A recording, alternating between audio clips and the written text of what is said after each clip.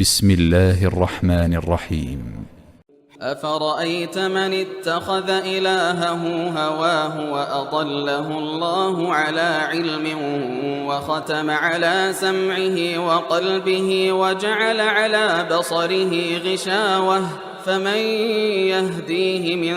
بعد الله أفلا تذكرون وقالوا ما هي إلا حياتنا الدنيا نموت ونحيا وما يهلكنا إلا الدهر وما لهم بذلك من علم إن هم إلا يظنون وإذا تتلى عليهم آياتنا بينات ما كان حجتهم إلا أن قالوا ائتوا بآبائنا إن كنتم صادقين قل الله يحييكم ثم يميتكم ثم يجمعكم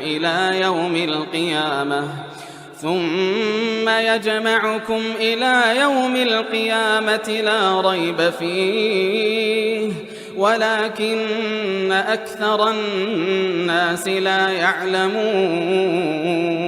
ولله ملك السماوات والأرض ويوم تقوم الساعة يومئذ يخسر المبطلون وترى كل أمة جاثية كل أمة تدعى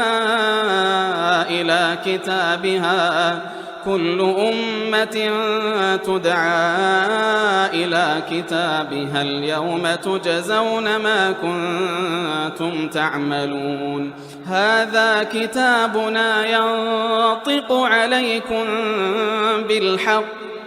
إنا كنا نستنسخ ما كنتم تعملون فأما الذين آمنوا وعملوا الصالحات فيدخلهم ربهم في رحمته ذلك هو الفوز المبين وأما الذين كفروا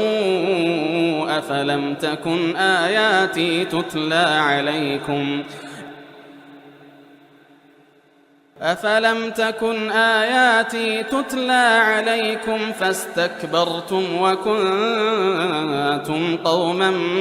مجرمين وإذا قيل إن وعد الله حق والساعة لا ريب فيها قلتم ما ندري ما الساعة إن نظن إلا ظنا وما نحن بمستيقنين وبدا لهم سيئات ما عملوا وحاق بهم ما كانوا به يستهزئون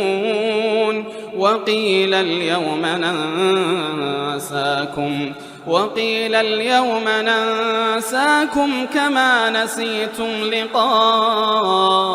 يومكم هذا ومأواكم النار وما لكم